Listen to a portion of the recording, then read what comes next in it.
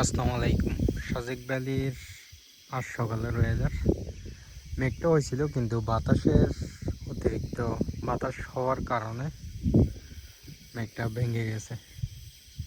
যে বর্ষা একটা মেঘ থাকার কথা সেটা নাই। কারণটা হচ্ছে অতিরিক্ত বাতাসের কারণে। হয়তো মেঘ হতেও পারে আজকে, আরও বেটার হতে পারে।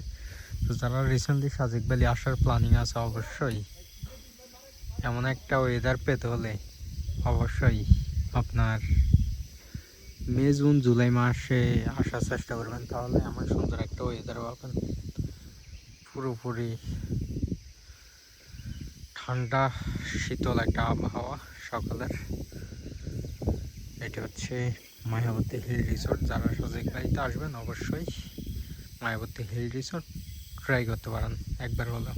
আশা করি বেটার একটা ওয়েদার পাবেন, আর এখান থেকে পুরো ইনফিনিটি একটা ভিউ পাবেন। সামনে যে রিসোর্টগুলো আছে বা পাহাড়গুলো, সেগুলো দেখা যাচ্ছে না অতিরিক্ত মেঘাচ্ছন্নতার কারণে। তো সবাই ভালো থাকবেন, সুস্থ থাকবেন। আল্লাহ হাফেজ।